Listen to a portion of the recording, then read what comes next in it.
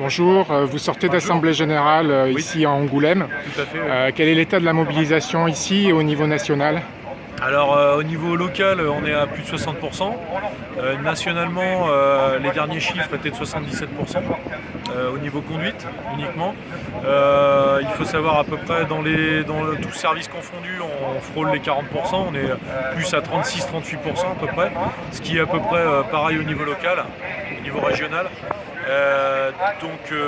Grande difficulté pour le plan de transport. Voilà. On n'est pas là pour embêter les gens, on est là quand même pour défendre pas que le statut, un petit peu tout le reste, quoi. Enfin tout ce qui est toutes les conditions de travail, les fermetures de lignes pour lesquelles on est contre, pour lesquelles on se bat depuis très longtemps, pour l'entretien du réseau, et puis pour la convergence des luttes aussi. Il faut émaner, faut que ça émane, quoi, la convergence. Et quel est le niveau de détermination des collègues de travail là aujourd'hui? Tu les sens comment? Eh ben, très déterminé, parce que je pense que ce qui a fait la détermination, c'est le mensonge qu'il y a au niveau des médias nationaux et la contre-vérité en fait. Par exemple, quand on nous dit qu'on a 5 000 € et qu'on a 50 jours de congé, c'est complètement faux. Moi je suis à 28 jours de congé, 10 repos RM, 1 ou 2 comme on dit RG, donc c'est des repos de récupération par an, quoi. Voilà, donc arrêtez de dire des bêtises qui sont plus grosses que les médias. Et alors que les médias locaux font quand même un autre boulot, quoi. Donc nous c'est déjà du la contre-médiatisation, et puis en fait après expliquer un petit peu aux gens les raisons pour lesquelles on fait cette grève et qu'on n'est pas là pour les embêter, quoi. Et là, au niveau de l'Assemblée Générale, vous avez décidé de reconduire demain? Alors on a décidé de reconduire demain, donc quasiment à l'unanimité, hein, on a été à 99,1%, quoi. Et donc sur le préavis CGT qui est en grève de 2 jours sur les 5 jours. Donc après on reprend le travail et puis après on se remet en grève. Alors comme on est soumis à une demande d'intention individuelle pour se mettre en grève, ça leur permet à la SNCF de mettre le plan de transport en place, et voilà. Sauf que les gens confondent beaucoup de choses, c'est-à-dire la SNCF et les cheminots.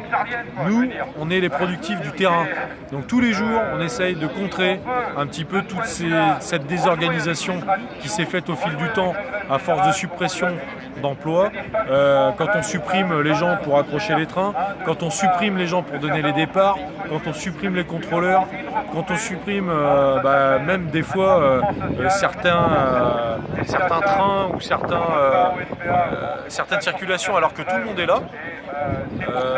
Des fois on ne comprend même pas nous-mêmes. Donc je pense que la raison de la grève est là, mais au-delà de ça, il y a le statut, il y a les retraites, il y a comment on va finir. Est-ce qu'on va finir dans une entreprise privée?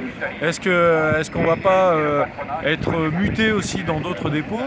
Est-ce qu'on va pas être changé de service, ou etc. Donc voilà, derrière tout ça, voilà. Mais il y a une colère, c'est la colère qui a été faite par les médias nationaux. Et ça, je pense que ça a mis beaucoup de colère. Et du coup, tu penses que là, la détermination de tes collègues de travail va faire que, au-delà des 2 jours de grève d'aujourd'hui et de demain, le mouvement va se poursuivre de façon aussi forte qu'aujourd'hui? Non seulement il va se poursuivre, mais en plus il se construit.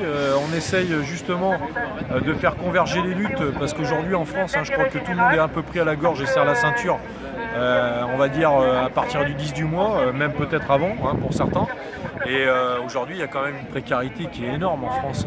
Il y a des gens, il y a des travailleurs pauvres qui dorment dans leur bagnole. Ça, faut le savoir. Moi, c'est ce qui m'a surpris à Paris, des fois quand je suis en découché à Paris. Donc c'est quand je dors à l'extérieur, quand j'ai un repos à l'extérieur.